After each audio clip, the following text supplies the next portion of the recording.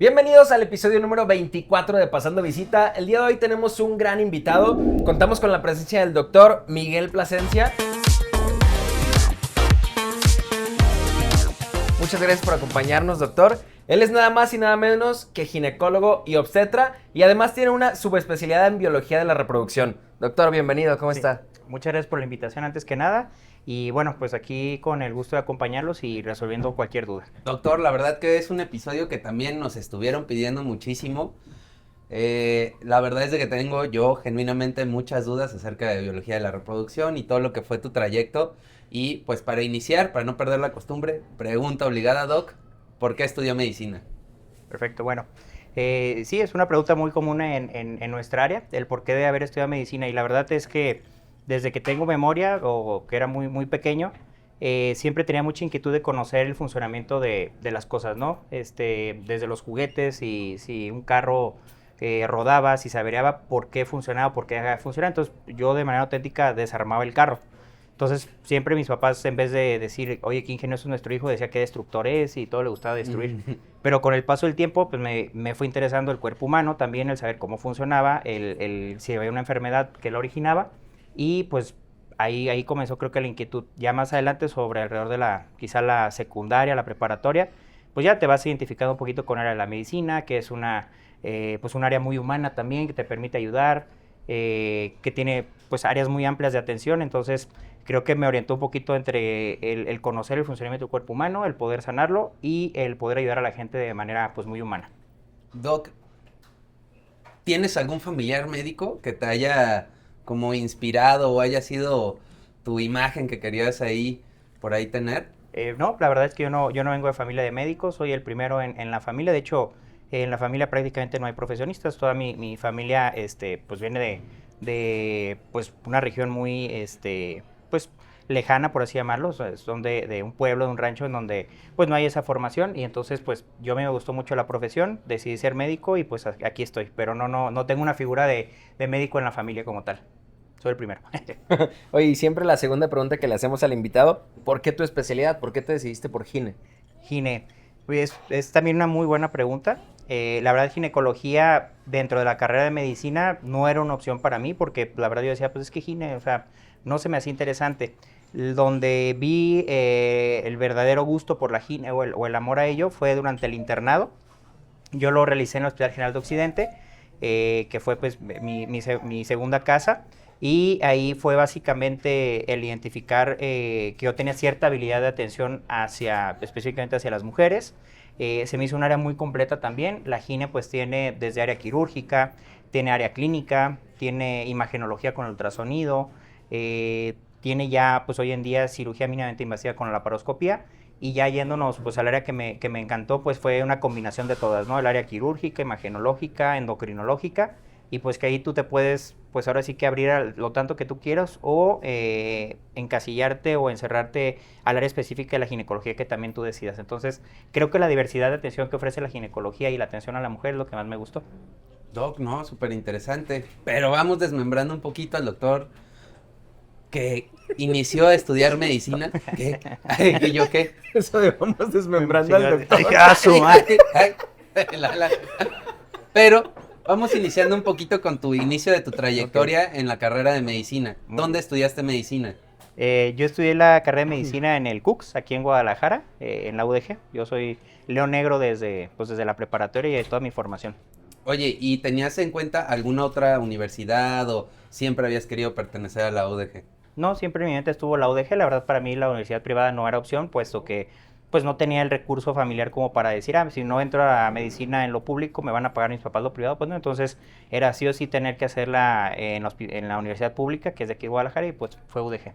Oye, hay algo que yo siempre le pregunto a quienes egresan de universidad pública, y en tu caso, tu currículum es súper amplio, ¿no? Y parte de tu currículum es que eres profesor del TEC de Monterrey. Entonces estás en una universidad privada también. Uh-huh. Siempre me gusta preguntar qué diferencia encuentras entre un alumno de universidad pública a uno de universidad privada, o si crees que realmente es lo mismo. Bueno, sí, sí hay diferencias. Obviamente, el alumno que está en una universidad privada, pues viene de una familia que de alguna manera tiene el recurso para poder pagar su educación, aunque también existe un nivel de exigencia mayor, creo yo. Nosotros en la pública tenemos la idea de que no, las universidades privadas nomás pagan y pues van a terminar con sus carreras. Y la realidad es que no, ya una vez que conoces el sistema de las universidades privadas, pues ves que la exigencia muchas veces es inclusive mayor. ¿Por qué? Porque la universidad le exige tanto al profesor como al alumno, como a la familia misma del mismo alumno, para que pues no solo que termine una carrera, sino más bien que termine una carrera con un muy buen nivel y te cambia completamente el chip. Entonces, sí, yo soy de la idea de que a lo mejor en las universidades privadas existe el alumno que va a ser o bueno o malo, no hay grises, y en la universidad pública hay desde el muy malo hasta el muy fregón, pero con una escala de grises enormes que van del bueno, más o menos bueno, etcétera. Entonces, ¿tú crees que es mayor la exigencia en una universidad privada que en una universidad pública? Sí, en la exigencia como tal de la universidad hacia el alumno, creo que en la privada es mayor y en la pública literal te dejan ser. O sea, si quieres ser buen alumno, eres buen alumno. Si no, nadie te va a decir nada, pero simplemente o no vas a pasar la materia o te vas a quedar o vas a pasarla, pues ahora sí que pues, de rebosamiento, pues o al paso nada más. Oye, ¿y qué crees que fue lo más difícil de ingresar a la Universidad de Guadalajara y empezarte a adaptar a lo mejor al nuevo vocabulario, a tus compañeros, a tus nuevos tiempos? Mm, bueno, creo que el proceso es más bien el ritmo que traes de cuando terminas precisamente la preparatoria, en el cual pues es un ambiente más relajado, o sea, literal ahí pues sí vas y estudias, obviamente también dedicas tiempo al aprendizaje, pero pues tienes mucho tiempo de recreación, que los amigos, que salir de fiesta, o sea, tienes mucho tiempo libre y de repente cambias la dinámica a la universidad en donde pues tu formación te exige que tienes que leer, que tienes que preparar un examen, que tienes que estudiar muchas horas para poder seguir avanzando. Ese cambio o esa adaptación sí es pesadita, pues. O sea, muchas veces sí como que cascabillas de que sí estaré en lo correcto, o sea, sí será mi área, pero bueno, ya solito el camino te va diciendo cómo avanzar. ¿Hubo algún momento de tu etapa universitaria que se te hiciera muy complejo en el que tú hayas dicho, sabes que esto definitivamente no es para mí, quizás yo soy para otra cosa? ¿O siempre tuviste las ganas de continuar? Mm, siempre tuve las ganas de continuar. Yo creo que el internado sí fue una etapa pesada, una etapa en donde sí te preguntas a ti mismo si en verdad estás en lo que quieres hacer por la exigencia que significa. O sea, yo recuerdo, no sé, no menos de 3 ocasiones, a lo mejor en la madrugada, en esos 30 segundos que tenías de esparcimiento, que literal era ir al baño por una necesidad. Literal, porque ni siquiera podías salir a comer, pero estar en el baño literal diciendo, o sea, ¿por qué estoy haciendo esto? ¿Qué necesidad tengo yo de estar aquí soportando físicamente todo esto? Luego la exigencia, pues, de tus residentes, el que muchas veces podías hacer 10 cosas bien, pero si hacías una mal, pues, esa que hacías mal te la iban a recalcar. Entonces, te lo preguntabas, era como, pues, ¿qué necesidad si ahorita me voy y nadie me va a decir nada y todo? Pero pues ya, o sea, las ganas de seguir, pues, te mantenían y pues al final vas avanzando y ya cuando menos piensas, pues ya, vas del otro lado. ¿En tu etapa universitaria hubo alguna materia que tú dijeras, esto era mi favorito? O que dijeras, me voy encaminando hacia lo quirúrgico, por ejemplo. Es decir, embriología, ¿no? Odiaba embriología. Y la verdad es que, como le digo a mis alumnos ahí del TEC, o sea, yo odiaba, pues, embriología y endocrinología porque no le entendía. O sea, el no entender una materia te hace que la odies, pues, porque al final del día, pues, te habla el maestro y tú, pues, me gustaría entenderte, pero no entiendo a qué me estás hablando, entonces o sea, te cae mal la materia. Yo creo que como en la primaria la historia o la geografía, pues igual en la universidad llegas a anatomía y es hablarte en chino con los huesos, los músculos, todo, pues igual conforme vas avanzando vas viendo que en embrio, por ejemplo, pues decía, pues, o sea, ¿cuáles son las etapas del desarrollo embrionario? O sea, o sea, toda la información que venía de ahí, pues era muy extensa y era muy rara. Entonces yo creo que no en cuanto a que no me gustara, pero sino de difícil, yo creo que anatomía en el primer semestre es la más fuerte porque es donde más se te exige que aprendas demasiado en poco tiempo.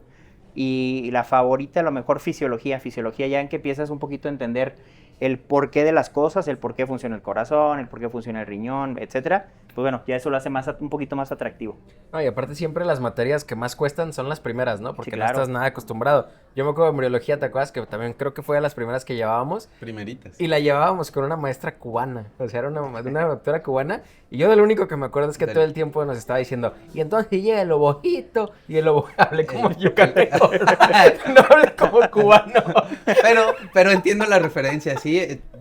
Lo volví algo chistoso también, un poquito el acento de la doctora, ¿no? Doc, y al tú no venir de familiares médicos, ¿cuándo te enteraste que no simplemente haces medicina y luego escoges tu especialidad y ya pasas, o sea, sino que hay un internado, un servicio social, un examen nacional. Pues yo creo que sobre la marcha, porque la verdad al entrar a medicina, tu visión es, voy a entrar a medicina y voy a ser doctor. Pero ya que estás en la carrera y tus compañeros empiezan a ver, y quiero ser especialista, y voy a hacer el ENARM, y entonces tú dices, pues, ¿qué es eso del ENARM? Pues es que para ser especialista, entonces ya dices, o sea, todavía hay más después. Es donde dices, ok, entonces creo que me tengo que poner más pilas porque viene otra etapa.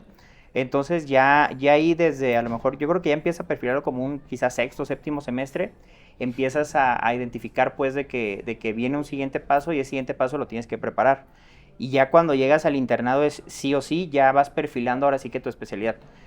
Porque yo sí lo tenía claro pues y de hecho lo platico muy seguido ahí con Lupita, mi esposa, pues que es anestesióloga, es médico, de que yo cuando entré al internado dije, este es mi camino para poder hacer una especialidad porque yo no tengo una palanca, yo no tengo un amigo que me vaya a recomendar o que me facilite el proceso a que me seleccione en un hospital. Entonces para mí, Soquipan, al yo haber sido interno, pues busqué hacer un buen papel para que me abrieran las puertas a una especialidad y pues gracias a Dios así se dio. Y justo pues después pude volver ya como residente a hacer la especialidad pues. Oye, mencionaste de un inicio que eres el único o de los pocos profesionistas que había en tu familia. Uh-huh. ¿Qué se siente o qué piensan tus papás de que, mi hijo fue el primero en la familia en lograr no solamente una profesión, ¿no? Que además es médico, medicina. Pues padre, o sea, se siente padre, se siente con una responsabilidad porque creo yo que dentro de mis primos, o sea, yo soy también en la familia por parte de mi mamá, soy de los mayores, por así llamarlo. Entonces yo trato de con mis primos que son más chicos, pues impulsarlos a que estudien algo, a que hagan una profesión, a que de cierta manera tengan herramientas para facilitarse un poco, pues ya su vida futura, ¿no? Su vida adulta, en donde pues que tengan una buena profesión que le remunere pues su trabajo. Entonces, pues sí, o sea, es muy satisfactorio, sí, se conlleva responsabilidad y yo creo que a mis papás pues sí les tiene que generar algún tipo de pues satisfacción, orgullo el ver que pues en este caso yo, su hijo o sus hijos que también tienen profesión, mis hermanos, pues lograron, ¿no? Llegar a ese punto que tenían planeado. ¿Y hay alguien en tu familia que ya en este punto te haya dicho, yo quiero seguir tus pasos, quiero ser doctor, guíame, ayúdame? Sí, ya hay otros primos, otros primos que están, uno ya terminó la carrera, otro está por terminar también del área médica, otra prima que es enfermera, y bueno, pues o sea, tú vas viendo que de ahí, pues les genera ya un poquito de quizá de inquietud y ya empiezan a seguir esos pasos, pues, y ojalá y que no sean los primeros ni los únicos, o sea, que sigan también por una mejora familiar, pues. Yo les diría que huyan de ahí, que no se metan a meditar. Va a ser una Sí, vida no. bien difícil. Sí, si no les gusta, no, porque sí es, o sea, sí es pesado y sí exige demasiado y te tiene que gustar para que en verdad disfrutes de lo que es la medicina, si no, no. Oye, ¿y en el internado cómo lo viviste? ¿Fue pesado? ¿No fue tan pesado? ¿Cómo eran tus guardias? Un día típico de una guardia tuya, ¿cómo era? Fue en Soquipan, sí, dices, fue en ¿no? Soquipan. Sí, sí era muy pesado, por ejemplo, en el internado, recuerdo que más o menos la valoración de pacientes que se veía grosso modo en una guardia 24 horas en urgencias eran más de 100 pacientes. De esas 100 pacientes, aproximadamente la estadística que se tenía era el 30% ingresaban a algún procedimiento al área de tococirugía, fuera un parto, una cesárea, un legrado, por un aborto, etcétera. Entonces, de esas 30 pacientes, si ustedes en la guardia, pues a lo mejor tú como interno te tocaba atender el 60-70%, porque cuando me tocó ser interno, para más o menos poner el contexto, estábamos por guardia 2R1 de guardia para 3 servicios, que era urgencias, tococirugía y piso. Internos por guardia éramos 3, era uno en urgencias, uno en toco y uno en piso, pero de esos R1 estaban en la etapa en la que estaban empezando a operar. Entonces el R1 que se metía a quirófano a operar, pues dejaba su área sola y el que lo cubría era el interno. Y entonces tú de interno dices, espérame, pero yo no sé, o sea, yo no soy gine, pues yo no sé atender un parto, pues ahí te hacías gine. Y entonces en esa etapa justo que me tocó vivir todo eso, pues atendía los partos yo solo, hacía las evoluciones yo solo, egresaba a las pacientes. Entonces cuando pasaba todo esto, que regresaba el residente y veía pues que la toco ya habías atendido 5 partos y resolviste todo sin problema, pues al contrario te felicitaban y tú sentías como que esa parte de reconocimiento donde decías, creo que soy hábil. Entonces eso era la parte motivacional de decir, pues sí fue pesado, pero pues creo que esta es mi área o es lo que me gusta. Lo que era pesado, sí, pues es que muchas veces me tocó no menos de 2 o 3 veces que estuviera literal llegando a comedor, pedías tu charola con comida, estabas apenas dando la primera cuchara y esa llegaba tu residente el primer año. vámonos porque hay 3 pacientes por ingresar. Entonces, literal, pues agarrabas y había un pan, el bolillo, te ibas corriendo y vámonos a hacer las notas de ingreso. Uno no se lo tomaba mal porque entendía que pues era un servicio que era responsabilidad de todos y pues al final salían las cosas bien, pero físicamente pues sí sacrificabas muchas cosas, o sea, dejabas de comer. De hecho, yo recuerdo que debe haber bajado unos 10 kilos sin problema y era por el tema precisamente que pues no comías, pues. Pero pues es parte de ese sacrificio que no es normalizarlo como tal, pero pues son las generaciones que venimos un poquito más de atrás y pues eso nos tocaba porque pues eran hospitales públicos que tenías que dar la atención. No, y que tienen un montón de volumen, ¿no? Demasiado volumen, sí. Oye, y comparado con el internado que tú viviste, ¿qué piensas del internado que se vive actualmente? Porque hemos hablado con muchos de los invitados y dicen que que el internado ya es como que más relajado, como que más light, tiene menos presión el interno. ¿Tú cómo lo ves? Ahorita que tienes estudiantes, pues. Sí, y sí, justo platico mucho con ellos justo están en su etapa de internado y justo rotan la mitad de su rotación es en hospital privado con nosotros en mi consultorio, en el área de quirófano, etcétera, y la otra mitad es en hospitales públicos, Oquipan, Hospitalito, y pues la verdad es que sí ven que son dos realidades completamente distintas. Y aún así en el hospital público sí les pregunto más o menos qué tanto es lo que llegan a realizar, pero sí es a lo mejor un 30% de lo que nos tocó vivir, y no por decir como normalmente el dicho, no, uy, no, en mis tiempos, ahí sí era pesado, El ¿no? adscritosaurio. Exactamente. Exactamente, no, es una realidad, o sea, sino que simplemente pues ya por el sistema de salud que hay hoy en día, quizá el paciente tiene un poquito más de recursos, logra pagarse una atención privada y pues eso disminuye la atención pública y al final hace que las guardias sean no tan pesadas como lo eran antes, pues. Y eso hace que pues sea más llevadero para ellos, pero No, pues no significa que esté mal, al contrario, yo digo, creo que esto debería ser lo sano, pues, más bien que lo correcto, lo sano.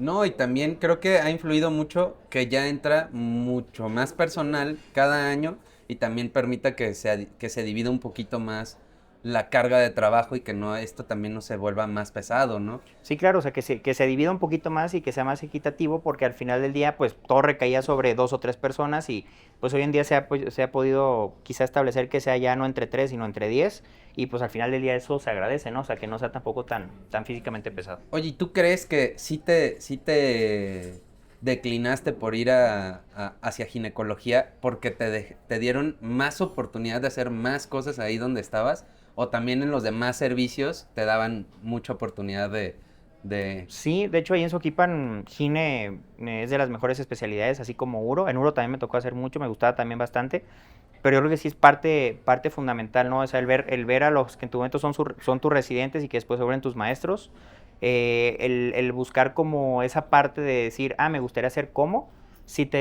pienso que sí te orienta mucho al yo quiero ser gine, yo quiero ser uro, yo quiero ser plástico, yo quiero ser gastro, etcétera. O sea, a quien llegas a idolatrar en algún punto. ¿Y hubo alguna otra especialidad además de uro y de gine que te llamara la atención en el internado? ¿O siempre todo tu internado ya ibas sobre gine? ¿Y por qué pediatría? ¿Y por qué pede? No, pues sí, o sea, yo creo que mi orientación siempre fue quirúrgica, eso sí, siempre me ha gustado el quirófano. Siempre le gustó resolver. Sí. Hey, Sí. nosotros salvamos vidas. Nosotros no nos ensuciamos, nos llevamos de sangre. Sí. No, y eso yo creo que al final te orienta mucho, o te facilita mucho la selección en irte a lo clínico, a lo quirúrgico. Entonces, pues gine, uro, cirugía general y después a lo mejor enfocarte a un área de plástica, de alguna otra área quirúrgica, pues te facilita el simplemente segmentar cuáles sí y cuáles no. Entonces yo creo que esas estaban dentro del área quirúrgica, eran las que al final me llamaban la atención. Y vas pasando tu internado y ahora llega el momento de irte a tu pasantía. ¿Dónde te tocó hacer tu pasantía? Sí, en cuanto al servicio social, yo sí dije, yo sí quiero trabajar, yo quiero buscar por lo menos tener mi preparación económica hacia la especialidad, porque quieras o no, al entrar a una especialidad te va a amarrar a no poder trabajar en nada más y va a ser un ingreso fijo, la verdad, pues muy, muy precario para poder subsistir. Entonces dije, pues yo quiero buscar la opción de estar en Guadalajara, algo que me dé tiempo, y pues yo me quedé en una plaza universitaria. De acuerdo al promedio que tenía, todavía tuve la opción de escoger plaza universitaria, me quedé ahí en el CUCS, hice mi servicio en un área de vinculación del CUCS, que la verdad pues era prácticamente un horario de oficina que me facilitó el poder hacer preparación nacional. De hecho en su momento también pude poner una cafetería, que no era nada del área médica, pero pues es un negocio que te reditúa un poquito pues para tener otro ingreso y que no te tenga obligado a tu cheque de la residencia. Oye, ¿cómo le hacías para empalmar todas esas actividades, no? O sea, ser pasante, estudiar para el nacional, ser emprendedor, ¿cómo combinaste todo eso? Sí, pues bueno, en cuanto al tema del estudiar, pues bueno, eran los tiempos libres. En cuanto a la pasantía, esa área, la verdad es que tuve la suerte de que fue muy, muy relajada. O sea, a lo mejor iba 2 o 3 veces a la semana en un lapso de 2 horas.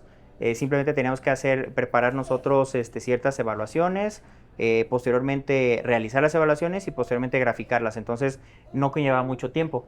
Y eso me permitía tener tiempo libre y en conjunto con un amigo que le gusta toda la comida y todo eso, pues en conjunto pusimos una cafetería, que eso pues me ayudó a subsistir el tiempo de que entré a la especialidad y durante la especialidad misma, pues a lo mejor los primeros años en lo que terminé traspasándola. Entonces sí duraste bastante con la cafetería. Sí, yo creo que debe haber durado como fácil unos 6 años, yo creo. No, y luego, ¿por qué la cerraron? No, de hecho todavía existe, la cafetería todavía existe, se llama Mike's Room. Se llama Starbucks, ¿no? Ojalá no esté Sabor de aquí. Córdoba. Sí. De hecho, ahora son puras franquicias. Ya no atendemos nosotros. Sí, no, todavía existe, pues, se llama Mike's Room, en su momento pues, sigue estando ahí en Prepa 5. No manches, yo estuve en prepa 5 y ahí me la viví toda la prepa en Mike's Room. ¿En serio? Sí, te lo juro. La epifanía ahorita. Sí, o sea, se me vino el nombre y dije, ¿será el mismo que yo? Sí, es el de ¿A Prepa poco era 5. tuyo? Sí. Sí, pues Abby estaba con nosotros y ahí íbamos cada clase. Ahí no cada la clase que se pinteábamos. volaba Abby, ahí estaba. por eso sigue existiendo. ¿Estuviste No, en sí. prepa 5 entonces? No, yo estoy en Prepa 7. Ah, ok. Prepa 7, pero bueno, ahí por facilidad de que el espacio físico es de un familiar y todo, pues bueno, se dio la oportunidad de ponerlo y bueno, pues ahí fue una idea que se me ocurrió y al final pues les gustó a los chavos y pues subsistió hasta la fecha. Sí, ahí pasé toda mi prepa. Muy bien. Entonces sí era un buen lugar. Curioso. Qué curioso, ¿no? Doc, y avanzando un poquillo más, entonces, tu pasantía fue relativamente relajada, Sí. te permitió hacer varias actividades, ¿y desde cuánto tiempo antes te empezaste a preparar para tu ENAR? Pues básicamente yo creo que desde ahí, justo desde el servicio social empecé a O prepararlo. sea, iniciando. Iniciando. Un año antes. Un año antes, pero pues ahí la preparación literal fue únicamente yo estudiar, sin una guía, sin nada, simplemente prepararme. Yo no pasé el nacional a la primera, o sea, no soy el caso de que no, sí, soy súper cerebrito y yo pasé el nacional en el 5.º lugar, no, o sea, yo lo pasé hasta la segunda. Pero ya en la segunda, pues ya hice un curso, ya me preparé más a conciencia, ya sabía cómo era el nacional y bueno, ya le agarras el modo y lo pasas. Pero sí, o sea, no fue de que, sí, me preparé y lo pasé la primera, no. O sea, hubo ese chance y la cafetería me sirvió para ello. Oye, ¿qué curso tomaste? Yo tomé el curso del doctor Prieto. Fabuloso. Ya, doctor Prieto, haz algo, por favor. No, ya y- urge aquí un patrocinio, ¿no? Curso Doctor Doctor Prieto. Bueno, pero es que creo que los cursos sí te ayudan mucho, sobre todo a enfocarte y saber qué es, o sea, tener una guía, ¿no? De estudio, porque siento que tal vez en ese año que no tuviste la guía de un curso, como que estudiabas de chile, mole y pozole, ¿no? No, justo ya cuando tienes la experiencia de un nacional, o sea, ya sabes qué te preguntan y vas a un curso, pues ya sabes de qué sacas provecho. O sea, ya entiendes la metodología o entiendes el formato en el cual te van a hacer las preguntas y que cómo tienes que resolverlas. Entonces el curso simplemente te conceptualiza y te facilita pues el proceso de estudio. Oye, ¿y hubo mucha diferencia entre el puntaje de tu primer examen sin un curso y el puntaje de tu segundo examen ya con un curso? No, la realidad es que, o sea, tampoco era así algo marcadísimo, pues, pero yo solo recuerdo que me quedé a literal un medio punto más o menos. O sea, me dio mucho coraje porque dije, a lo mejor si me hubiera esforzado 2 preguntas más y estaría dentro. Pero bueno, así pasó y al final en el siguiente año creo que lo sobrepasé por como 2 o 3 puntos. O sea, tampoco entré así como el mejor puntaje del examen. Pero pues sí me dio, o sea, el pasar el examen me dio la oportunidad pues de aplicar al hospital que quería y que me aceptaran. Oye, y cuando no pasaste el examen, ¿cómo viviste esto? Digo, no sé si se te cerraron las puertas, te deprimiste o... Ay, se la pasaba en Mike's No. Room, güey. Ahí no hay opción de deprimirse. No, la realidad es que, o sea, no se me cerraron, lo tomé pues como era. Simplemente no pasé este examen, voy a tener otro chance el siguiente año. Tengo que prepararme mejor y pues la verdad es que en ese aspecto soy muy terco, pues. Y yo sí dije, hasta que lo pase lo voy a hacer. Digo, gracias a Dios, en la segunda. Pero pues sí, o sea, es concentrarte, es tú mismo mentalizarte a que sí o sí lo voy a pasar. Y pues simplemente hacer lo necesario para que suceda, que es pues prepararlo, es estudiar. Oye, ¿y cómo preparaste tu examen? ¿Qué fue lo que más te ayudó a ti, no? Contestar exámenes, hacer tarjetas de Leitner, Es que bueno, no saben, pero Lu está acá atrás. Tenemos a Lu ahí enfrente que está con un juguetito, entonces, por si la escuchan. Me traje la porra. Papá Lucho. Trae porra. Sí, no, la verdad es que yo la verdad creo que fue el curso de doctor Prieto, sí, porque yo soy muy visual, pues, o sea, creo que yo, o sea, si en algún lugar aprendes en una clase, o sea, de que pongo atención y me grabo la clase y me lo facilita, no tanto así si leo, si escucho también, pero yo creo que lo visual para mí es lo más fuerte, entonces... Tú fuiste a clases, entonces. Sí, a mí me tocó todo el tiempo que era presencial, o sea, que ibas a un auditorio y literal te están exponiendo tema por tema, diferentes especialistas, y pues literal te van dando las perlas de cada área, ¿no? Y de tal enfermedad estas son las perlas, pum, pum, pum. Entonces, a mí me facilitó mucho grabarme esas preguntas o esos razonamientos para poder pasar el examen. Oye, ¿y estudiabas tú de manera independiente o si tenías un grupo de amigos de estudio? La verdad es que sí intentamos hacer un grupo de amigos, o sea, sí lo intentamos de que vamos a probarnos al nacional, pero no, nunca funcionó, pues yo creo que todos éramos igual de distraídos, pues, y de repente empezamos a estudiar y terminamos viendo un partido de fútbol o haciendo otra cosa, entonces dijimos, pues no, eso no va a funcionar. Creo que todos nos aplicamos y después de aplicarnos todos lo pasamos, entonces creo que el fallo era haber hecho un equipo, entonces cada quien decidimos por su cuenta estudiar y creo que nos fue mejor. Oye, Doc, y bueno, llegas ahora sí a presentar tu ENARM, ¿no?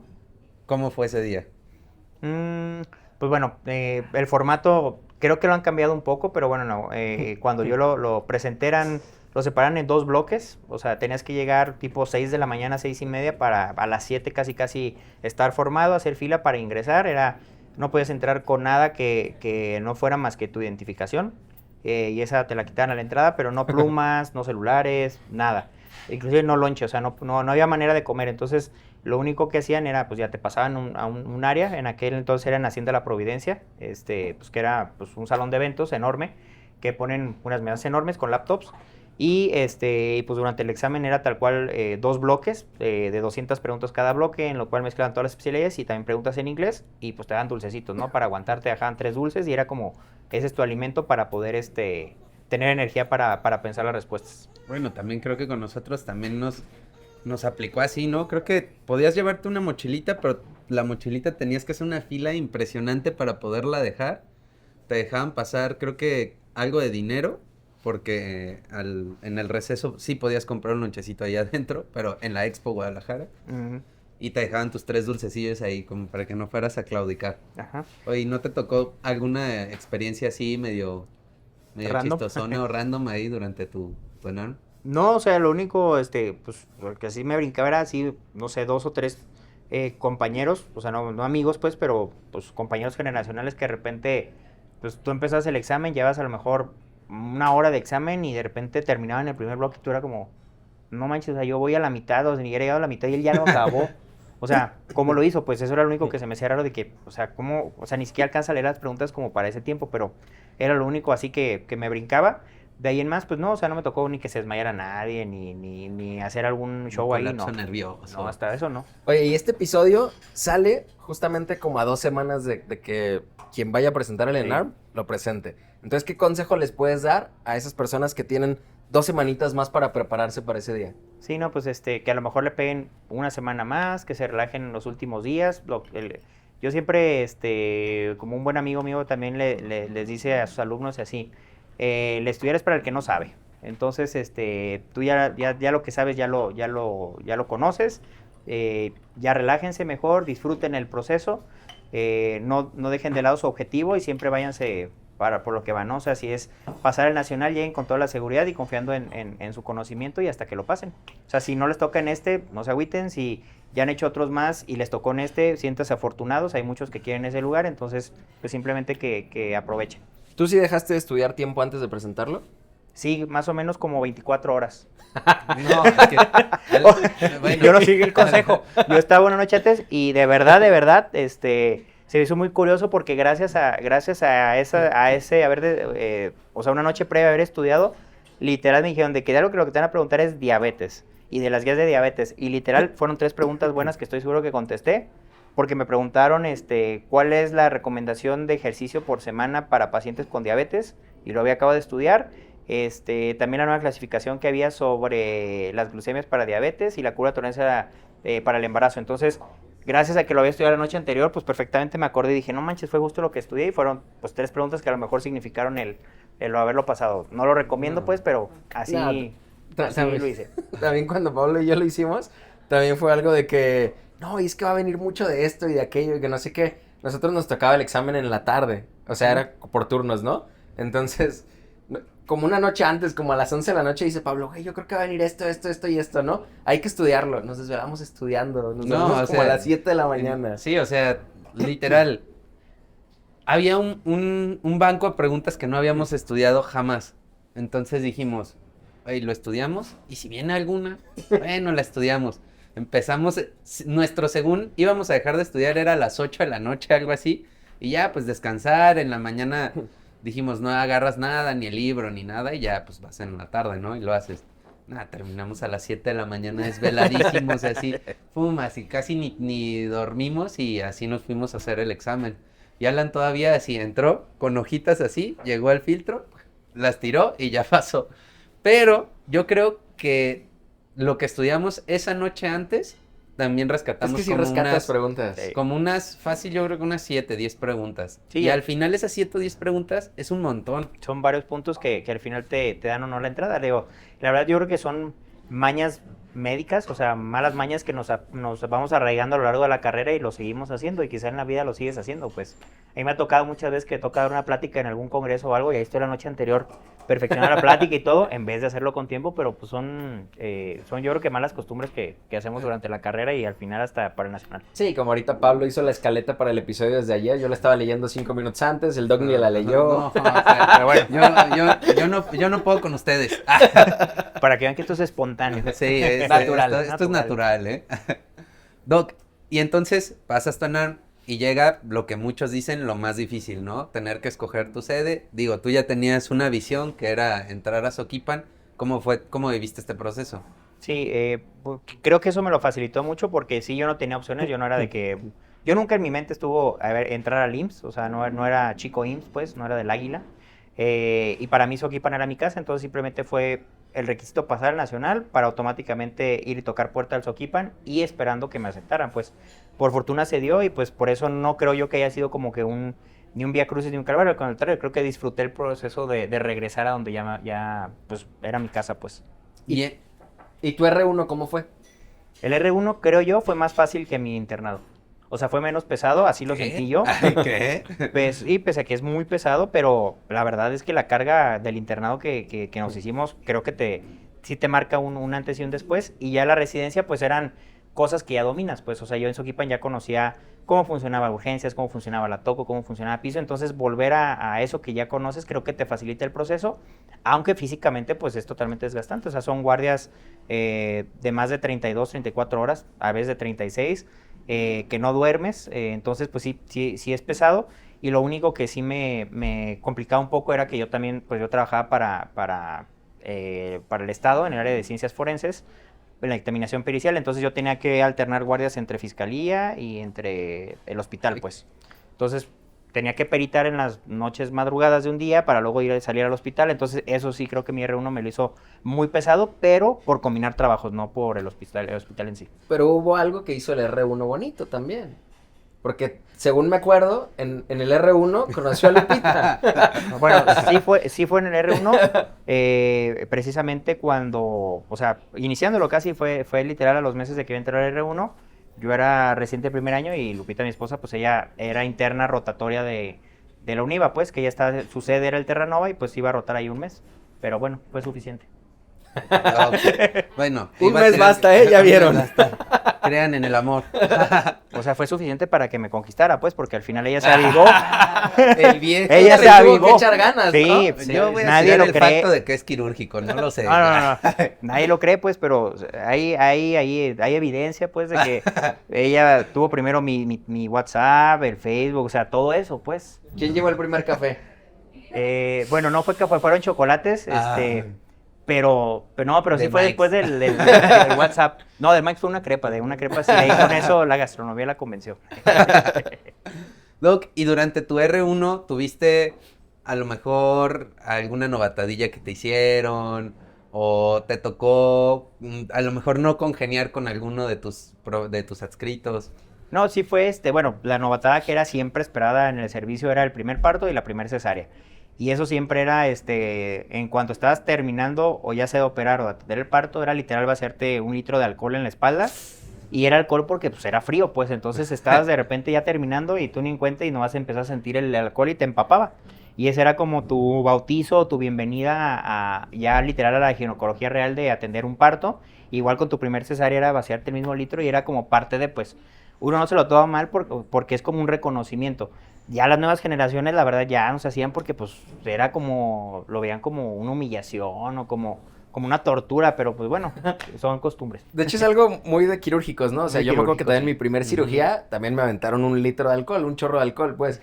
A mí se me hizo una vez gracioso, lo subí a TikTok y no, luego me empezaron a atacar claro. de que, no, es que ¿por qué fomentan la violencia y que no sé qué? Y mejor lo bajé. Sí, no, Sí, también es que en no el es hospital que violencia. yo lo hice, yo veía que los gines se bañaban con atendían y alcohol. les daban, no a lo mejor 1 litro, pero sí un chorrillo así. Pero no lo veías tan mal, Congelador. pues, o sea, realmente. No, Es pues, simbólico. simbólico, nuestros instintos primitivos de la Ajá. especialidad, pues, pero eran disfrutables, pues, era como, yo lo veo como un reconocimiento a que todos vean que ya por fin atendí un parto, y hasta ahí se quedaba, o sea, no caí en lo físico, no caí en la agresión, y aparte, pues, el alcohol, 20 minutos estaba seco, pues, se evaporaba muy Después le prendían fácilmente. cerillo, ¿no? Y eso era lo divertido, ay, ver cómo se apagaba, cómo se giraba, ¿no? Eso fue lo que no subió en TikTok, es lo que no saben. No contó esa parte del video. No la conté. Ahí en Oye, los comentarios. Oye, y durante el R1, ¿qué crees que fue lo más pesado para ti? En el R1 lo más pesado, creo que la parte física, y era por el haber combinado, ¿no? El que está haciendo una especialidad con aparte llevar como pues, un trabajo que era pues, mi otra profesión, mi otro trabajo que era el peritar. Entonces creo que eso es lo único que a mí me lo hizo pesado, pero pues no me le quitó el disfrute de estar en lo que hasta el momento me apasiona. Y con todo ese cansancio, ¿en algún momento llegaste a pensar, no, esto está muy cansado, mejor ya me salgo de aquí? No, la verdad, ni uno ni lo otro. O sea, ni dejé mi trabajo, ni tampoco dejé la especialidad. Creo que ambas ramas las disfrutaba mucho. Y pues de hecho, o sea, literal, el peritar lo dejé hasta hace 8 meses. En enero ya renuncié ahí al instituto. Pero pues era porque también lo disfrutaba. Entonces, creo yo que lo podía combinar y al final del día lo disfrutaba. Oye, pero porque hay, digo, en el hospital que yo lo hice, en el reglamento, viene que no puedes trabajar en absolutamente nada. Digo, estas son cosas que a lo mejor sí no les dicen, porque a lo mejor piensan, digo, cada institución tal vez es diferente, ¿no? Pero al menos en el ISSSTE no te permiten trabajar si estás haciendo la residencia y viene, y así en el reglamento. Sí, es una realidad y sí está en el reglamento y uno se la juega, pero la realidad es que el cheque, porque no es un sueldo, la beca, como la dice el hospital, pues es una beca que te ajusta pues ni para subsistir, porque tienes que pagar una renta, comer y todo. La realidad es que no te alcanza. Y sí, pues esa regla tratas de simplemente no brincártela, pero no la cumples, no con el afán de romperla, pues, sino bien de subsistir o tener una mejor calidad de vida, pero sin faltar a ni la una ni la otra. O sea, nunca falté, por ejemplo, ni a una guardia, ni falté de hacer una exposición o quedé mal con algo ni en mi hospital, ni tampoco en mi chamba, pues. Entonces creo yo que por eso pude en ambas áreas llevarlas a cabo, que es algo que agradezco contar en las dos, pues. Pero sí tienes que ser muy responsable y pues ahora sí que dar tu máximo esfuerzo para que no pase. Y esto no era como por debajo del agua, o sea, ya sabían también. Sí, o sea, en el hospital yo les apoyaba mucho con los temas médico-legales, o sea, yo les daba mucha esa parte de capacitarlos en el cómo llevar las maneras médico-legal de la mejor manera en los expedientes, en los casos clínicos, etcétera.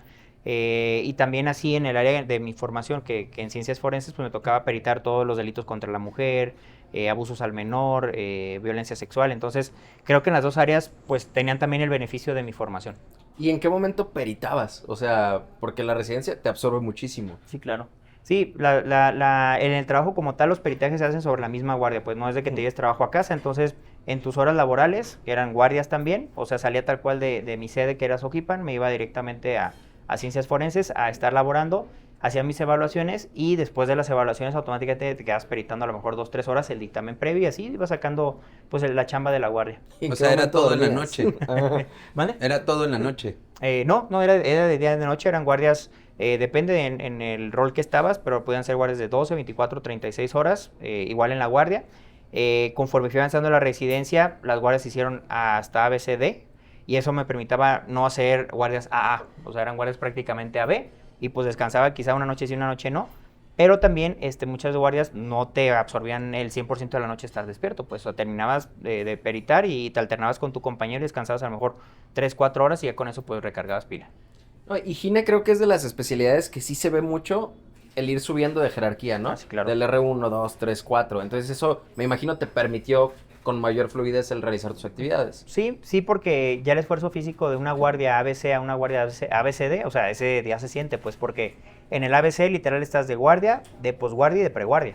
O sea, en la guardia, pues te quedas día y noche y sales al día siguiente. En la preguardia tenías que quedarte a operar hasta las 8 de la noche del día previo a quedarte de guardia. Y en la posguardia es el día único día que te ibas relativamente temprano, que era al terminar tu servicio. Entonces, pues sí, estar ABC te absorbe todo y ya cuando tienes ABCD, por lo menos tienes un día que estás totalmente libre para, pues ahora sí que salir de tu servicio y descansar o distraerte, lo que tú quieras. Oye, Doc, y entonces terminas, bueno, más bien, estás todavía en la residencia y en qué momento dices, biología de la reproducción es lo que me está llamando la atención, o llegaste a pensar otra como, no sé, onco. No, desde el R1 me llamó mucho la atención, o sea, ya conociendo las subespecialidades, porque bueno, en gine pues también definidas, ¿no? Está oncogine, urogine, biología de la reproducción y materno-fetal.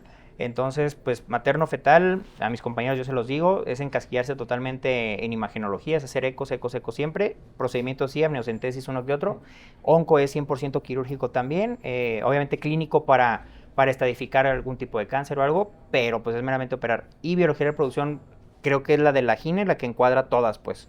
O sea, puedes hacer láparos para el tema desde miomectomías, quitar endometriomas, quistectomías, imagen te vas a los ecos para seguimientos foliculares, estimulaciones ováricas, y endocrino, pues todo lo hormonal del ciclo reproductivo, y ya pues todo lo que es in vitro, inseminación, pues es totalmente práctico, muy especializado de nuestra área, que es súper bonito. Entonces, creo yo que eso me llamaba la atención de poder abarcar toda la gine desde un punto de vista más especializado, pues.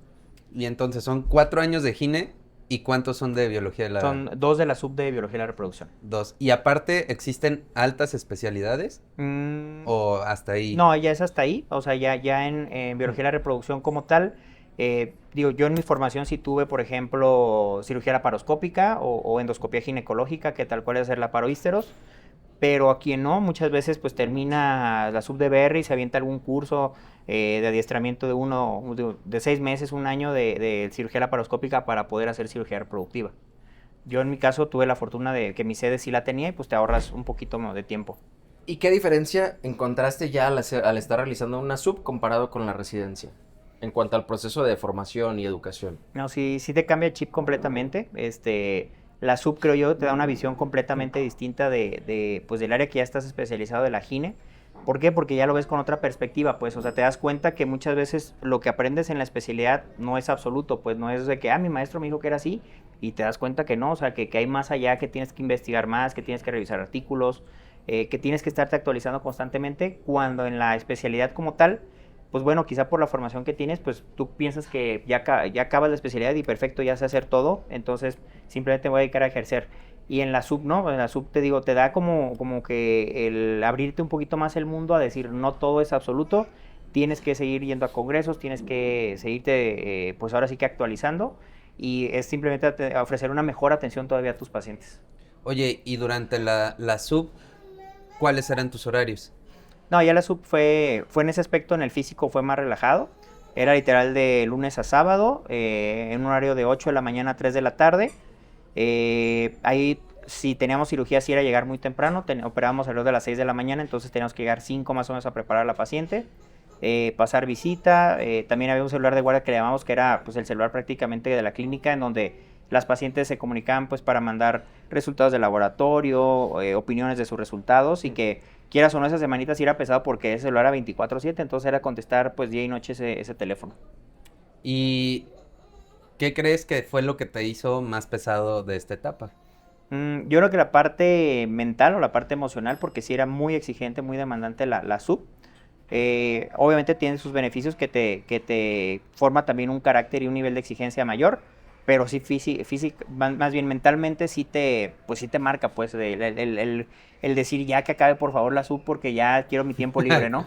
O ya mi tiempo para mis pacientes. ¿Y esta etapa de la sub ya te permitió trabajar como gine? O sea, ¿sí ejerciste como gine mientras realizabas la sub? Sí, la verdad es que por fortuna ahí donde tuve mi sede de la sub, que es en el Instituto Mexicano de Fertilidad, ahí en Puerta de Hierro, con el doctor Rubalcaba, sí nos daba esa facilidad, o sea, inclusive las instalaciones, ahí podemos ver nuestra consulta pues privada, ginecológica. Yo también pues trataba los fines de semana en un consultorio que iba a una clínica pequeña que me prestaban ahí ver pacientes, o también iba a Parques de Tezistán, al consultorio de un amigo, a ver pacientes ginecológicas. Entonces, poco a poquito pues te vas haciendo de pacientes y le vas ganando pues ventaja al tiempo. Oye, y no solo, pues terminas todo esto y empiezas con tu fase emprendedora, ¿no? ¿De dónde nace que quisiste hacer Ginefert? Ya justo cuando estábamos en la etapa ya de la sub, una generación abajo mía iba un muy buen amigo, iba el doctor Miguel Flores, que él tiene su centro de fertilidad ahí en Chiapas, en Tuxtla. Con él compartía consultorio en una unidad médica, pues empezamos los dos viendo consulta. Obviamente el compartir como médico significa no puedo pagar una renta, o sea, no puedo ir solo pagar una renta y tengo mucho tiempo disponible, entonces compartes entre dos compañeros pues para que ese tiempo valga la pena, ¿no? O sea, sacarle el máximo provecho a una renta. Entonces empiezo a compartir con él, al poco tiempo también se integra quien ahora es su esposa, también muy buena amiga, la doctora Marisela Buenrostro, y entre los tres empezamos a ver consulta. Entonces, pues me surge la idea de decir, oye, pues hay que poner un nombre, o sea, hay que poner un nombre a nuestro equipo, pues, o sea, decir, pues los tres tenemos, nuestro consultorio es tal. Entonces, planeamos entre los tres y le ponemos Ginefert. Ahí duró un tiempo, mi plan era pues que Ginefert creciera, que inclusive tuviera una sucursal o algo así. Yo les planteé la posibilidad de que Ginefert fuera pues aquí en Guadalajara y en Tuxtla. Ellos ya tenían, pues al ser esposos, ya tenían un plan también, pues quizá empresarial de su clínica que se llama Sergin. Y ellos pues deciden, ¿sabes qué, Miguel? Tú quédate, nosotros no nos interesa Ginefert, nosotros ya tenemos nuestro proyecto de Sergin, entonces pues nos deslindamos. Y pues yo ahí pues ya me quedo prácticamente con el nombre de Ginefert y ya lo empiezo a crecer como consultorio. Ginefert pues es un consultorio, como su nombre le llamamos a poner, de salud ginecológica y reproductiva. La finalidad era la consulta tal cual de ginecología obstetricia, también ya enfocado a fertilidad, pero más bien cirugía reproductiva. Entonces, pues prácticamente de ahí nace Ginefert como consultorio y pues Ginefert actualmente pues soy yo solo, pues. O sea, ¿y qué es lo que viene para Ginefert? Pues Ginefert ya ahorita, yo como médico responsable tengo ya pues un equipo. Estamos ya ahorita, somos actualmente no menos de 6 personas en el área específica del consultorio, pues que son desde recepción, la doctora Danica, que es mi asistente, Irari, que es mi enfermera quirúrgica, como equipo. Pero aunado a pues bueno, también está el equipo extenso, por así llamarlo, el equipo de cesárea, que como primer ayudante, por ejemplo, está el doctor Ricardo Pinto, que es quien me ayuda con las cesáreas como primer ayudante. En el área de la laparoscopía estaba el doctor Luis Héctor Barajas, que son cojine y hace láparos también. Entonces, quieras o no, es un equipo más extenso, pero ya conforme las áreas que se especifican. Entonces, el plan de Ginefert pues es quizá ya manejarlo únicamente como consulta y atención de obstetricia y de cirugía reproductiva, porque ya de ahí derivó pues, otro proyecto, que ya es una clínica de fertilidad que ya actualmente se llama Fecunde. Y Fecunde, bueno, digo, para que sepan, ¿no? Entonces son dos cosas diferentes. ¿Y qué es lo que diferencia una a la otra? Que Fecunde ya es una clínica de fertilidad, o sea, es una clínica donde ya se ofrecen todos los servicios, desde laboratorio de in vitro, laboratorio de andrología, área de quirófanos, de hospitalización ambulatoria, consultorios, y encuadra pues toda la atención de fertilidad como tal, pues. O sea, que tú en esa clínica puedas realizar todo lo que tenga que ver con fertilidad. Y el consultorio de Ginefert, pues ahí no teníamos las instalaciones para poder ofrecer eso. Ahí soy yo solo, acá ya somos un grupo de socios que tuvimos la visión pues para hacerlo y en conjunto ya es ofrecer la atención pues ahora sí que a la mujer, a la pareja, de que puedan ser papás. Y además de todo lo de fertilidad, ¿hay algo que ya dejaste de hacer como gine? O sea, como gine y obstetra general, digámoslo así. ¿Hay algo que ya no realices? No, la verdad es que sigo realizando todo, desde consulta ginecológica, colposcopías, toma de Papá Nicolau, conos, de obstetricia, partos, incluso soy muy partero. Qué bueno. De obstetricia. Qué bueno. Cesáreas también. Digo, es hasta cierto punto también es criticado, ¿no? O sea, en la sub, si es como que sigues atendiendo partos si eres BR. Bueno, me apasiona, me gusta mucho y la verdad, pues, es simplemente darle una atención completa a mis pacientes. O sea, si ya lograste el proceso reproductivo de una paciente que se embaraza, el que tú la acompañes también todo el proceso del embarazo y el nacimiento, para mí es donde finaliza tu trabajo en decir, aquí está tu bebé, acá hay mi trabajo, ya te toca cuidarlo a ti. Entonces, yo sí lo sigo haciendo por eso. Justo eso te iba a preguntar, porque luego en la sub se da mucho de que, pues ya eres sub, ya nada más tienes que encasillarte en lo que se dedica tu sub. Entonces mi siguiente pregunta era, que creo que ya sé cuál va a ser la respuesta, pero si en algún punto pensabas o querías dedicarte solamente a lo de tu sub. Quizás sí, o sea, ahorita no puedo responder porque lo disfruto mucho, pero en algún punto sí, quizá ya cuando el trabajo me rebase, ya que a lo mejor mi familia ya sea más grande o necesite más tiempo de mí para yo también disfrutarlos, pues bueno, en ese momento quizá tenga que dejar una parte de la parte que ya hago, a lo mejor obstetricia, no sé, lo que físicamente te demanda un poco más, para así, pues la fertilidad también te demanda mucho, pues las pacientes son cada vez más, entonces sacrificar tiempo de fertilidad para gine, pues es complicado. Es más bien sacrificas tiempo de la consulta de gine para poder enfocarte a tus parejas que necesitan un poquito más de ayuda para ser papás. Oye, y aquí, bueno, tengo dos preguntas. Una es más administrativa y la otra más técnica, ¿no? Ok. Vamos primero con la técnica, que es, ¿qué es lo que más disfrutas de tu trabajo, de todas esas pacientes que van, de todos esos papás que tienen tantas dificultades, que ya han intentado, me imagino ya llegan contigo cuando ya intentaron absolutamente de todo, y llegan y logras que puedan tener un bebé, ¿no? Yo creo que lo que más se disfruta como médico es el ayudar. O sea, el ayudar, el hacer esa parte humana de la carrera, que es el ayudar a alguien más, en este caso ayudar a una pareja, a cumplir un sueño que para muchas o la mayoría de las parejas es imposible en sus mentes, porque ellos siempre se van a ver como el caso más difícil, como el caso imposible, como el que nadie va a poder, y que de repente lleguen contigo y tú les puedas ofrecer eso y se logre, la verdad, esa expresión con la que te hablan, esa cara con la que te ven, ese agradecimiento con el que se dirigen hacia ti, no tiene precio. Y yo creo que esa parte es la que yo en lo personal disfruto más de mi profesión y de verdad es muy, muy bonito, pues es muy humano. Wow, ¿no? O sea, creo que el que tú puedas ayudarlos a que algo que ellos idealizan y que lo logres que lo lleven a cabo, creo que eso es de mucho valor. Y aquí viene mi siguiente pregunta, ¿no? ¿Quién te enseñó todo lo administrativo? O sea, ¿de dónde nace todo ese conocimiento administrativo para que puedas tener ahora tu clínica, administrar los consultorios? Digo, me imagino, no sé si metes algo de tu cuchara en la farmacia, si aparte, pues todo, ¿no? Un global. Sí, la verdad es que pues no, o sea, nadie me enseñó. Creo que yo he ido aprendiendo sobre la marcha, quizá en algunas cosas me he equivocado, en otras he tenido aciertos, pero el punto siempre yo lo que busco es facilitar las cosas para mí, facilitar las cosas para mi equipo, que sea también pues un ambiente padre, o sea, que sea cómodo para todos, pero que al final del día podamos hacer más con lo mismo, pues por ejemplo, yo poder ver más consultas con el mismo tiempo. ¿Cómo lo hacemos? Pues muchas veces con la doctora Danica, que es mi asistente, ella me facilita mucho el estar al pendiente de resultados, enviárselo a los pacientes, el revisarlos en conjunto. Entonces me ahorra tiempo para yo poder quizá ver una, dos o hasta tres parejas más por día. Uh-huh. Y al final del día, pues yo siempre le explico a ella que pues su sueldo ella misma se lo paga, porque con ese tiempo que me ahorra, pues es lo que yo le tengo que pagar en un sueldo para ella, pues. Entonces, esa parte, pues, no hubo alguien en específico que me la enseñara. Sí la llegué a ver de médicos, específicamente en la SUB, donde me formé con el doctor Rubalcaba. Yo veía, pues, que él también tenía esa necesidad de ver más pacientes, todo, y cómo lo podía dividir. Creo que en una parte sí me guié por cómo lo hacía él, que la verdad también se lo agradezco como parte de mi formación. El que te hacen, o te abren esa parte que les comentaba, pues, que no solo llega a ser medicina, sino también tienes que poder tener una parte buena administrativa para poder como médico crecer y ofrecer no solo el resultado o el éxito económico, sino la calidad de atención que merecen esas pacientes.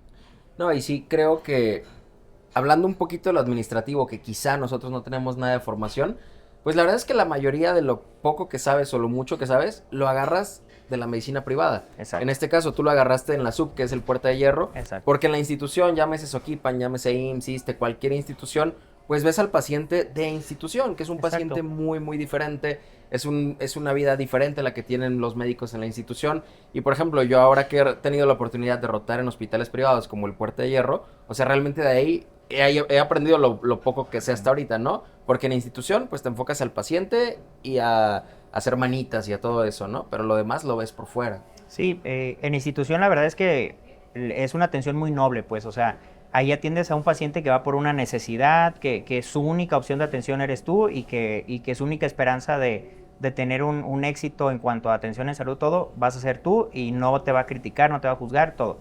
Ya en la atención privada no, ya en la atención privada es un paciente que va y está pagando para tu servicio, te exige un nivel de atención, te exige un resultado y al final del día, pues tú también tienes la obligación de responderle esa otra parte con una calidad, pues porque si no el paciente va a decir, pues se lo pago a otro, entonces tú te quedas sin pacientes, entonces tienes que saber combinar esa parte uno para poder mantener al paciente y pues para que al final ese paciente también te recomiende a ti y puedas tener pues una cantidad de pacientes suficiente pues para poder pues ahora sí que mantener tu consultorio, subsistir y poder seguir trabajando. ¿Y en la SUB hay algún tipo de apoyo económico, llámese beca o algo así, o ya nada? Sí, la SUBS por obligación, pues un requisito de las universidades, en este caso la UDG, que es quien nos da el aval, sí pide pues a la sede que que te continúe con la misma beca, que muchas veces esa beca pues a la universidad ya no le ajusta, pues, o sea, ya no hay una institución pública que te va a pagar esa beca, sino que más bien la misma sede tiene que ver cómo subsanar ese recurso y la verdad es que sí tenemos esa ayuda, o sea, desde de procedimientos pues privados que tú entrabas como instrumentista, como segundo ayudante, como cámara, pues ya desde ahí se le cobra o se le genera un cobro al paciente por la atención que le estás dando y quieras o no, pues te sirve para pechugar un poquito pues esos gastos que traías o esa beca que venías de la especialidad, pues que la sigas manteniendo en la subespecialidad. Entonces, por ejemplo, si entras de segundo ayudante o de lo que entres, ¿no? Eso, por ejemplo, con los seguros, se tabula en el seguro y eso es para ti. Y eso era para ti, exacto. Okay. Bueno, ahí en mi sede donde me tocó, sí era así, pues. Teníamos un rol en el cual llevábamos un orden que cada cirugía le tocaba uno, cada procedimiento tocaba uno, entonces casi siempre pues le tocaba que a cada residente le llegara también pues parte de esa beca por el servicio que tú ofrecías. Oye, y algo que ahora quiero que pasemos a eso es, no solo te dedicas al área clínica, quirúrgica, administrativa, también eres profesor. ¿De dónde nace que quieres ser profesor y cómo llegas a esto, no? Bueno, ya el tema de la academia surgió de manera espontánea. Un muy buen amigo que él aún continúa, de hecho es el jefe de investigación y enseñanza del Instituto de Ciencias Forenses. Él es profesor del TEC de Monterrey, entonces un día me preguntó que si no me interesaba dar clases para el TEC porque necesitaban profesores específicamente de gine en el área privada, pues él me lo comentó a manera de apoyo, únicamente como recibir alumnos, sin que formalmente fueras profesor. Entonces le dije que sí, se comunicaron conmigo del TEC de Monterrey, le hice el comentario que me habían dicho eso, me dijeron que no, que a ellos les interesaba de manera formal que yo fuera profesor, en el cual sí recibir alumnos, pero también ir ahí al campus a poder también dar ciertas clases en el cuatrimestre. Y la verdad, pues me interesó no por lo económico, la verdad económicamente no me reditúa para nada lo que pudiera yo ver en consulta, pero sí en lo académico, o sea, nosotros como médicos, y ustedes obviamente lo saben, están las certificaciones, que lo tenemos que hacer cada 5 años, recertificarnos, y entonces el hecho de tú ser profesor te da un puntaje alto, pues, porque al ser un profesor de una universidad, para la licenciatura de medicina o para la misma especialidad de gine, pues te dan un puntaje alto, pues, o sea, te facilita el proceso de recertificación porque tienes que actualizar y tienes que dar clases. Entonces, me llamó más la atención por tema curricular, por tema académico y de recertificación, entonces, y también la verdad es que sí me gusta dar clases, entonces disfruto mucho también esa parte y no me significa mucho, demasiado tiempo, pues, entonces por eso pude también combinarlo. O sea, y ahorita das clases a alumnos de medicina general o a alguna subespecialidad o cómo. No, realmente los alumnos que tengo son médicos internos de pregrado, de ahí del TEC de Monterrey, y rotan conmigo pues su área de ginecología, entonces yo les doy, están rotando diferentes alumnos y van a aprender pues básicamente de gine, de ferti y de cirugía reproductiva. Y de administración. Y bueno, de administración, ya de rebote. Oye, ¿y qué consejo le das a esos estudiantes que están ahorita contigo que quieren seguir tus pasos?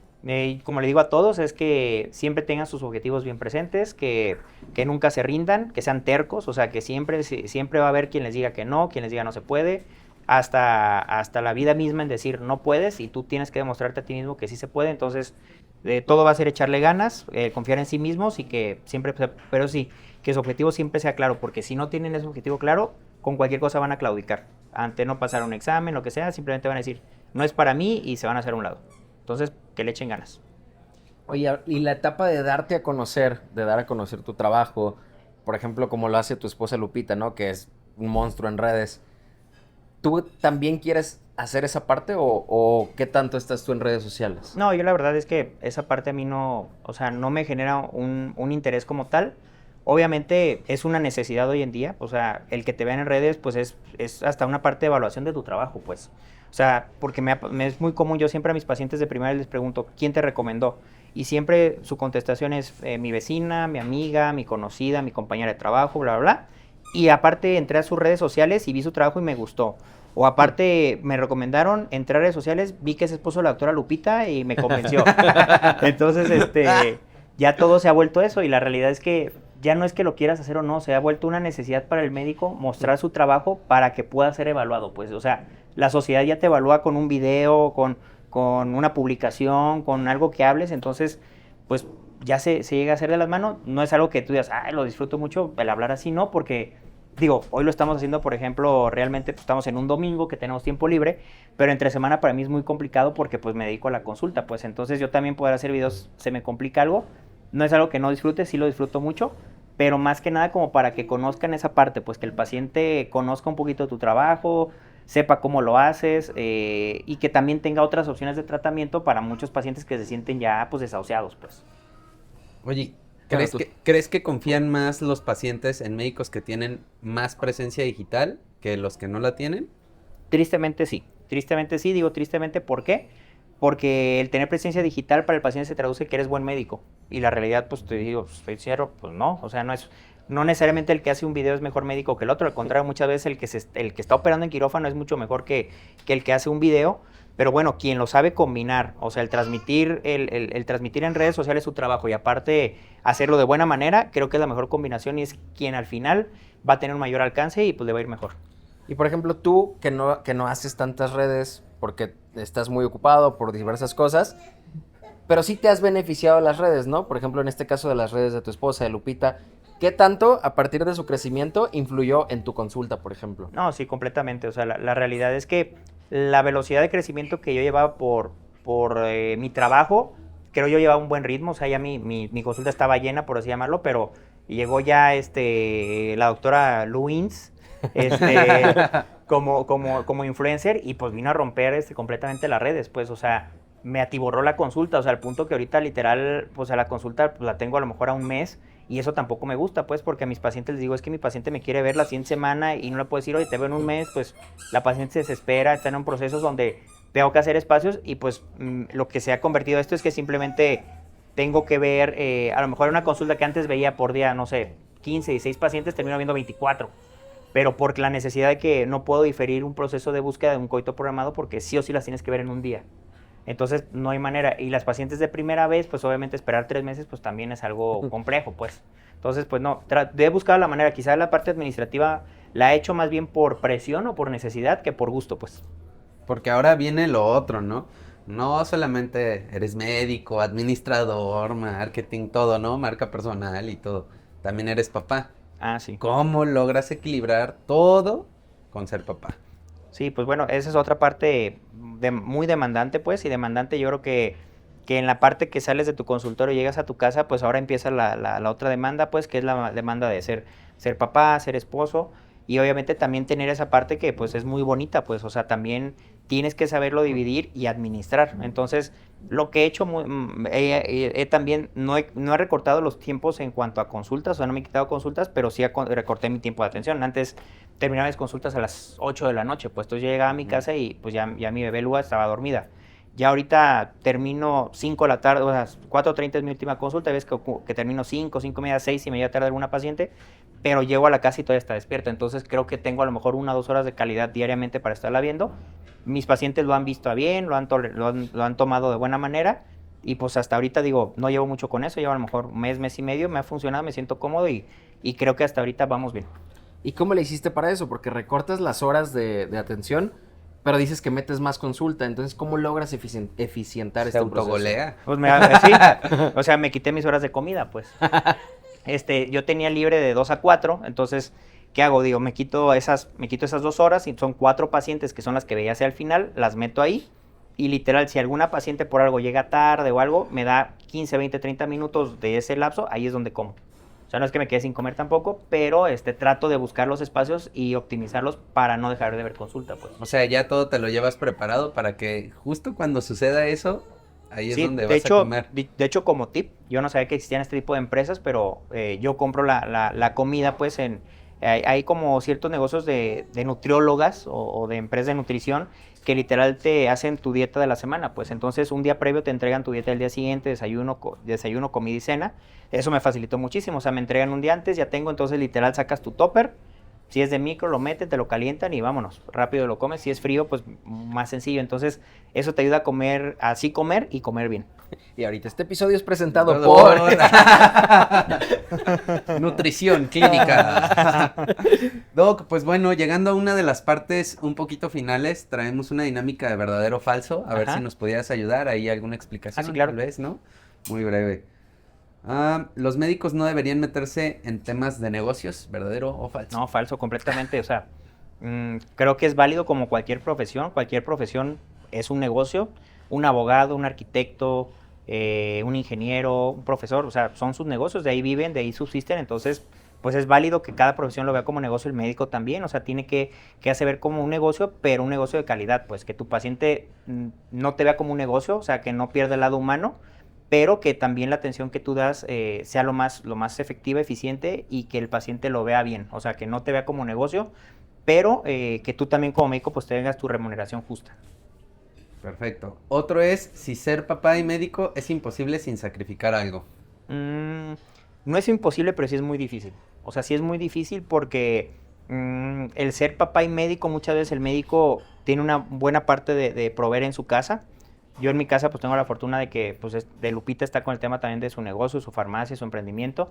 Entonces quieras o no, pues todo ingresa hacia un mismo punto, hacia la casa. Los dos nos estresamos, no es de que ella esté relajado y yo estresado o viceversa, pero facilita las cosas, pero no es imposible. Sí se puede, nada más sí hay que ser muy administrado, ser muy inteligente y saber llevar las dos cosas bien.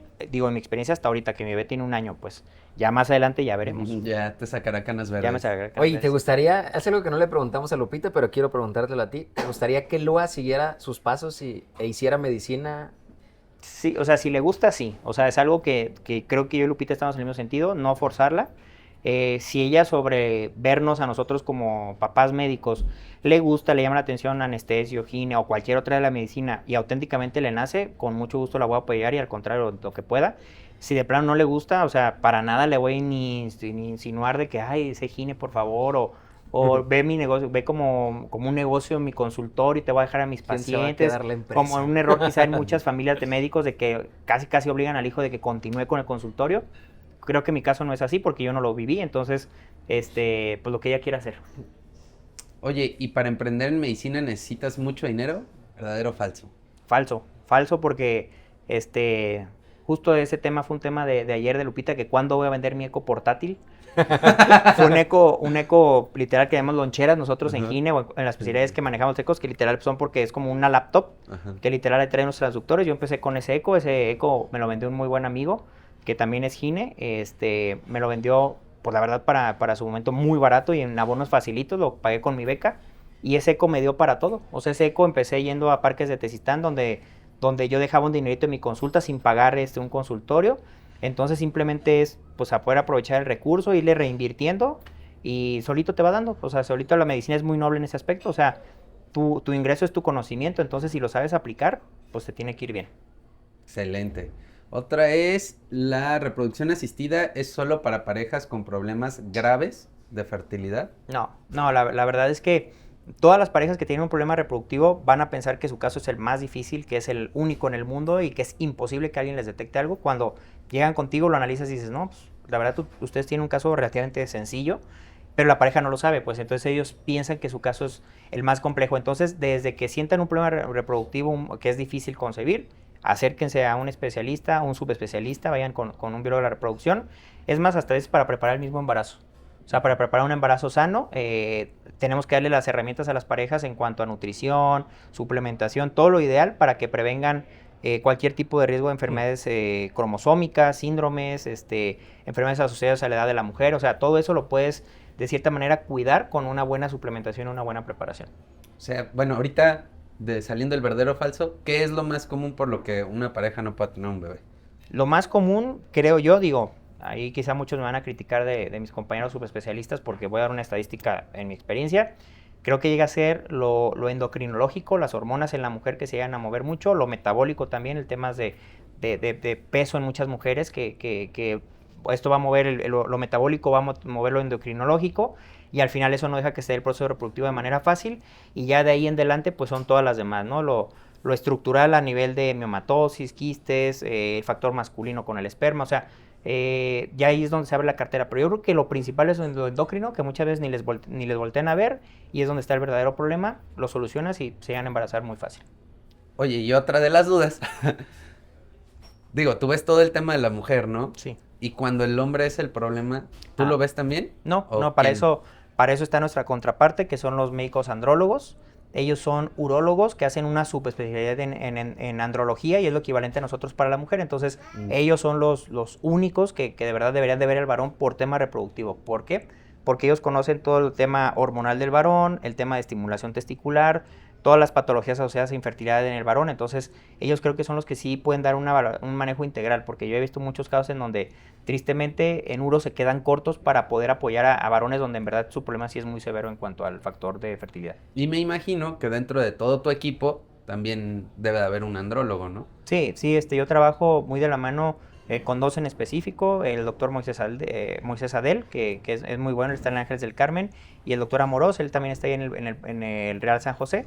Con ellos dos derivamos los casos de fertilidad en el varón y nos apoyan mucho para también cuando hay temas de recanalización por vasectomía, cuando hay por obstrucción también testicular, aspiraciones de epidídimo, aspiración testicular. Digo, siempre hay alternativas y ellos son los que se enfocan en el varón. Y en porcentaje, ¿qué tanto es dependiente de mujer y qué tanto es dependiente de hombre? Digo, la literatura actual menciona que 50-50, la realidad es que, pues no, o sea, sí vemos que se inclina un poquito más a la mujer porque yo le explico siempre a mis parejas que el factor en la mujer, tristemente, ellas funcionan como huevo y como nido. Tienen que proveer el óvulo para que sea el embarazo, pero también tienen que poner el nido para que se implante un embrión. Entonces ya con eso se carga más la balanza de la mujer. Entonces, considerando que sean los tres factores, o sea, huevo, nido y el otro huevo, pues más o menos un 30% el varón y 70% la mujer, pues. Digo, por estadística. Doc, y ya para terminar, tenemos una sección que se llama, bueno, son dos secciones, pero ahorita vamos con una que se llama las interconsultas. Como vio, ayer pusimos en las redes pues que íbamos a tenerlo con nosotros. Entonces ahí pues la gente hace preguntas que quiere que le hagamos. Ok. Si está de acuerdo, pues vamos con esa adelante, sección. adelante. La primera, Doc.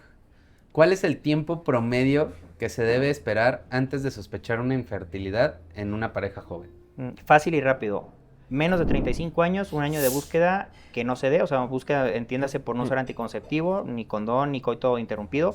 Un año. Después de los 35 años, 6 meses. Va que va. Ok, súper.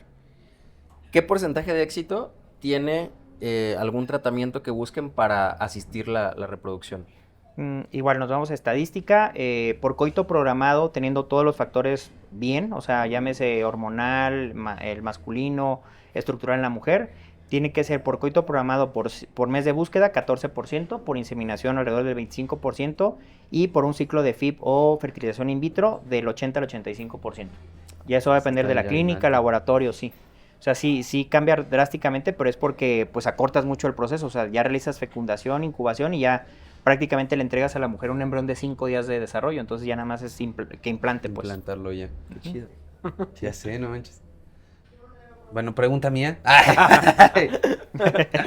No. Como que hablan de buscando un bebé ya, ¿eh? Todavía no. Ay, todavía no, pero todavía estoy joven. Son muchas Todavía dudas estoy ya, joven. güey. No, pues es que son dudas reales, pues. Hay espacios en la consulta. No, Se me libró un pregunta espacio. mía. Si somos amigos, hay adelanto en la consulta. Sí, o sea, puede adelantar. ¿qué onda, no?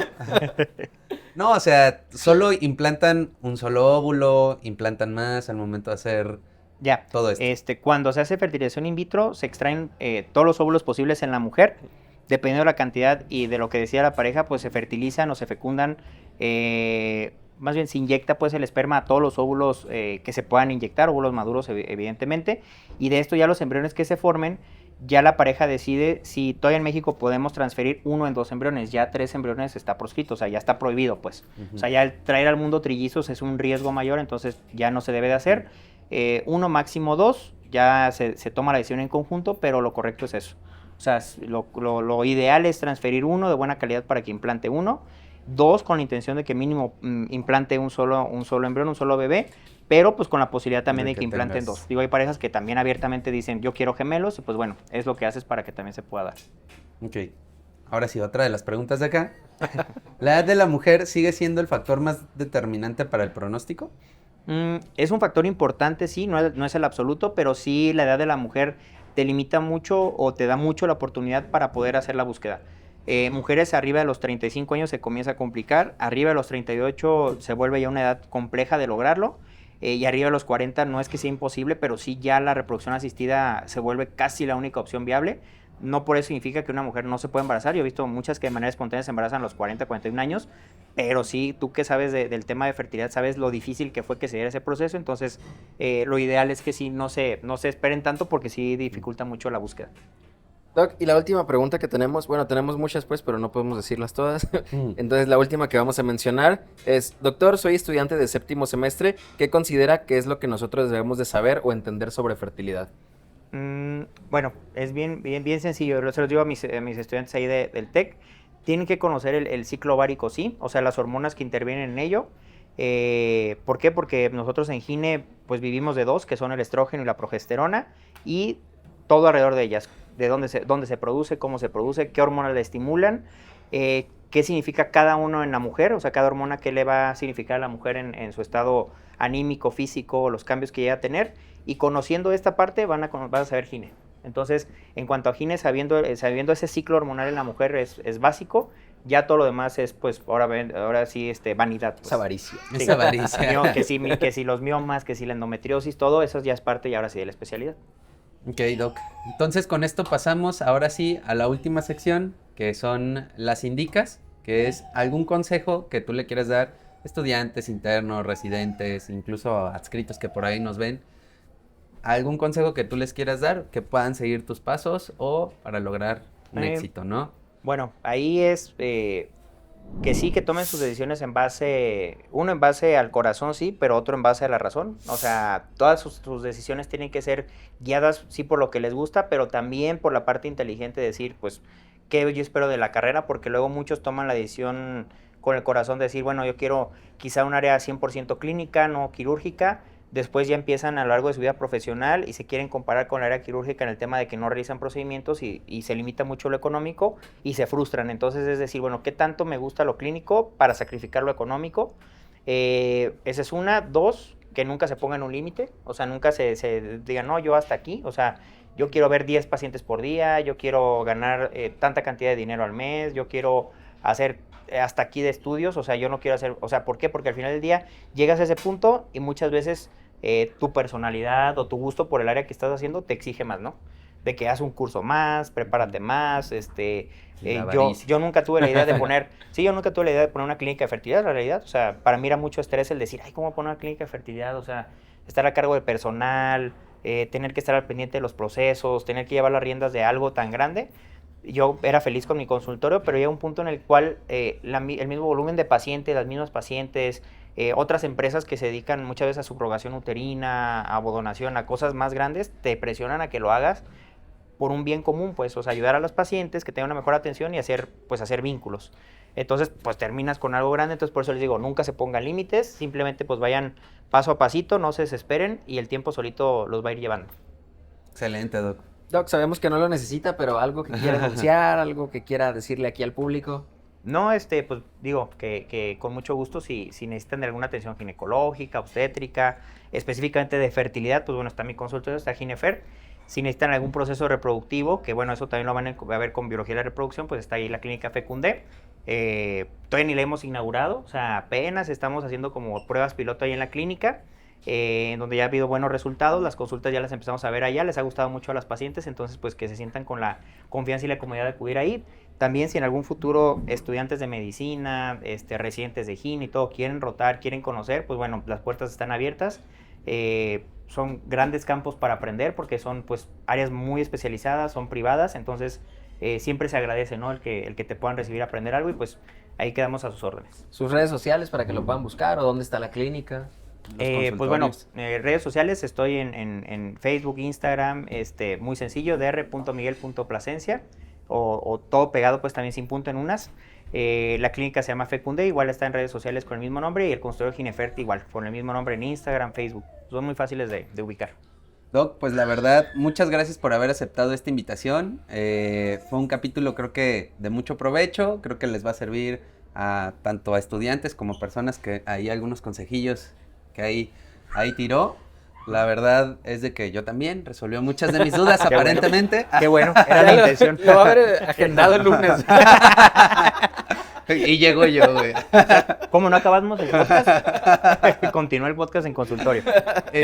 ¿Algo más que quieras agregar tú? No, la verdad, Doc, muchísimas gracias por estar aquí. Un gran episodio. Tenía mucha gente que lo estaba pidiendo.